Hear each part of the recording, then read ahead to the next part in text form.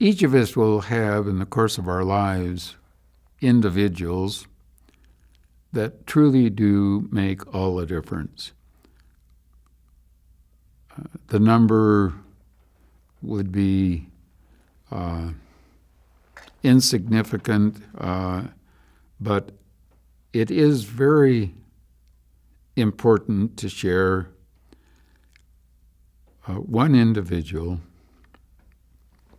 that brought about immeasurable, incredible change.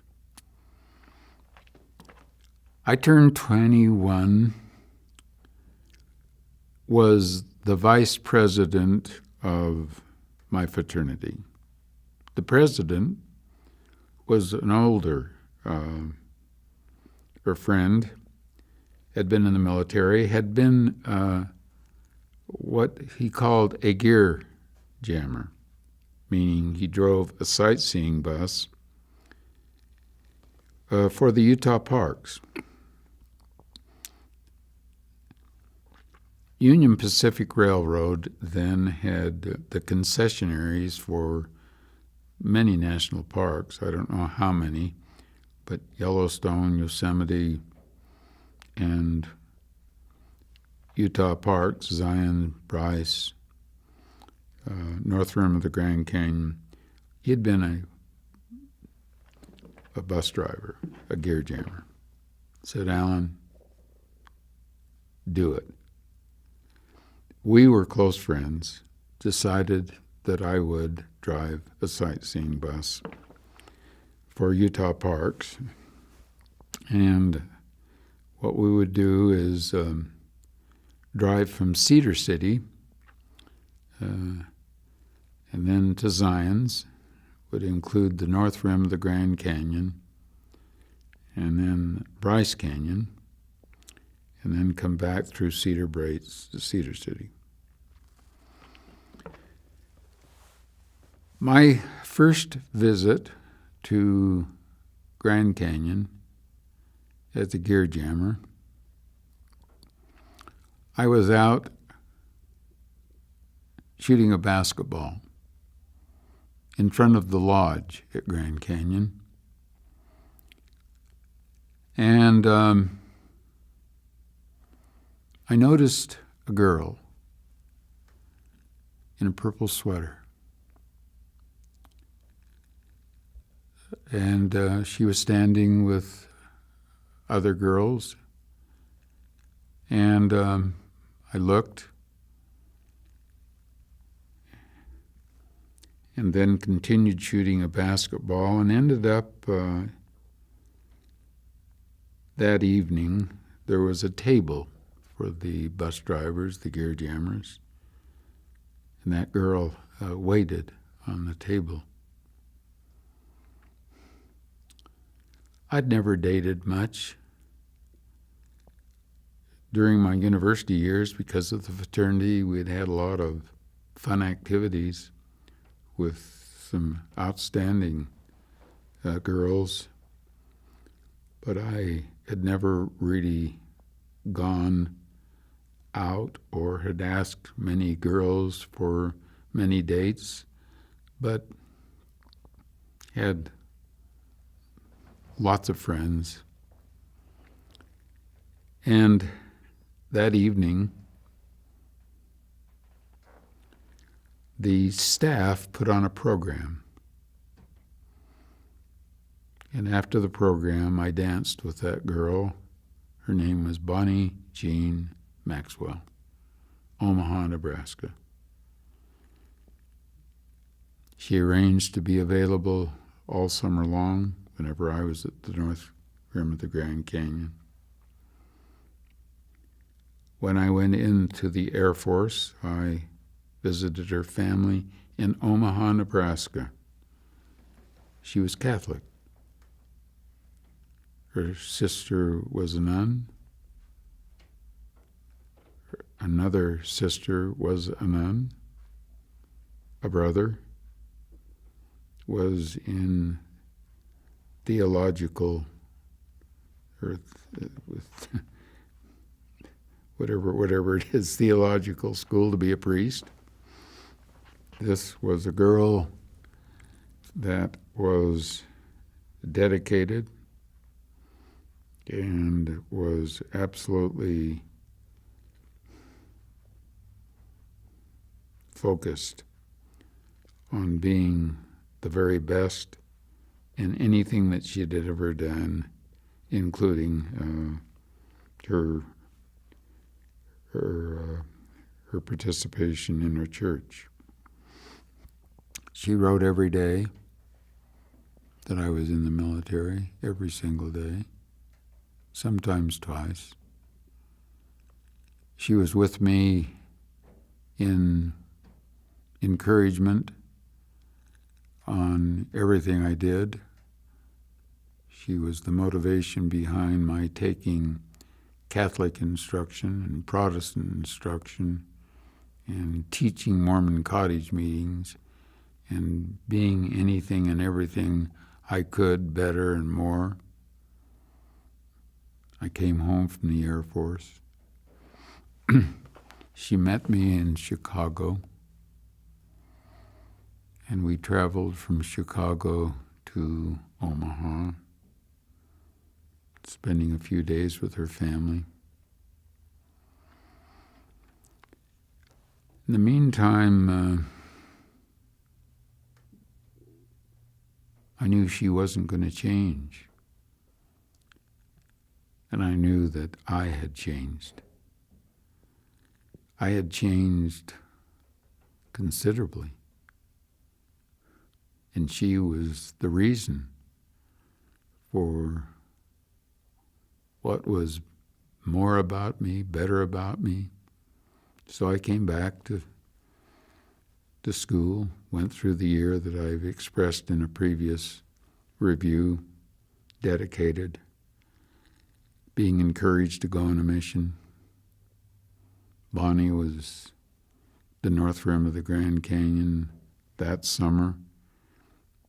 She was a scholarship student at her university college in Omaha. And I made that decision to go on a mission when she was, I don't know where it was for. It was, I'd met her in 1952, and this was 1956, 4 years. So she had just graduated, full scholarship, 1 more year to go to Grand Canyon. And I told her that I was going to go on a mission for the Mormon Church.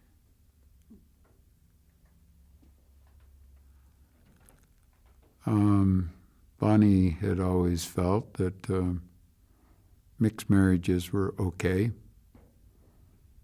Raising a family, of course, would ask for my support of their being a part of her beliefs and her testimony.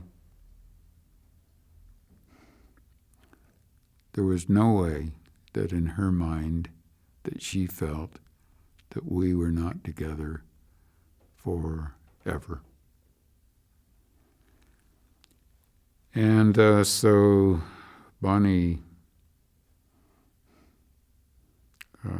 literally died, and I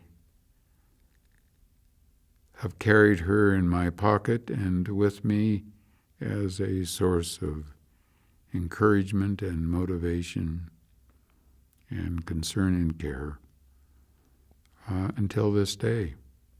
She's 3 years younger than I. We still report in on birthdays. We still care. Neither of us will feel anything other than gratitude and appreciation for the time we spent and the influence we had on each other. Bonnie is and will be forever, or for as long as life is, one of the single most important individuals that a person could have for good in their lives. Important for us to realize the implication and meaning of Bonnie. The amazing thing is that I knew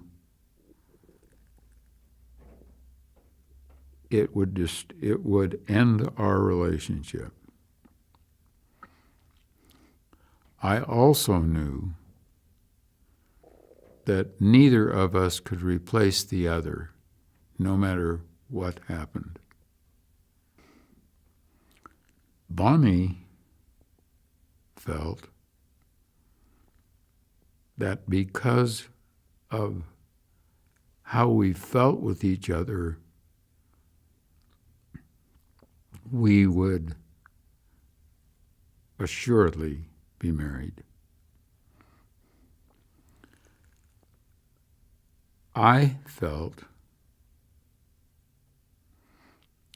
that I could not marry her being second. And where I was second was that I was second to her church. She didn't interpret it that way.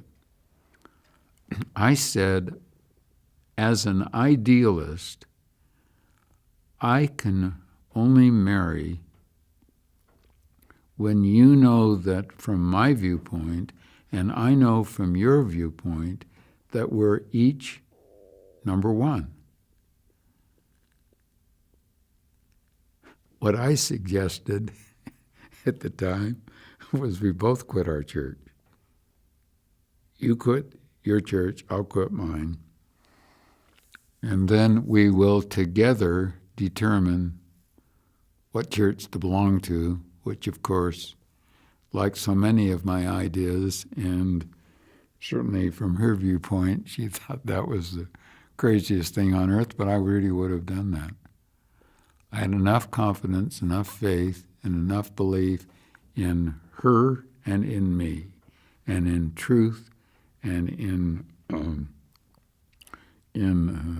the church, that we would discover the truth together.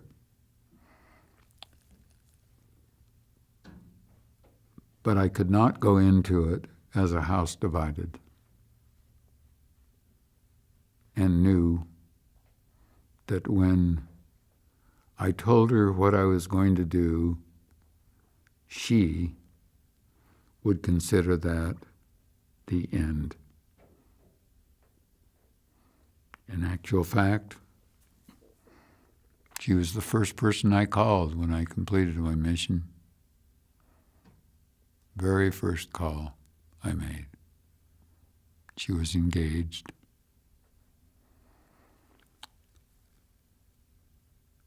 I actually asked her if she would permit me to meet her again and be with her, just to see where it could go.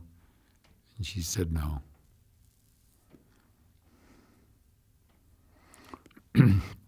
So I knew that even though what I've said is a betrayal of that when I made this decision to go on a mission, that would be the end of a significant, vital, ongoing chapter, if you will, of Bonnie Jean Maxwell. And would make the same decision again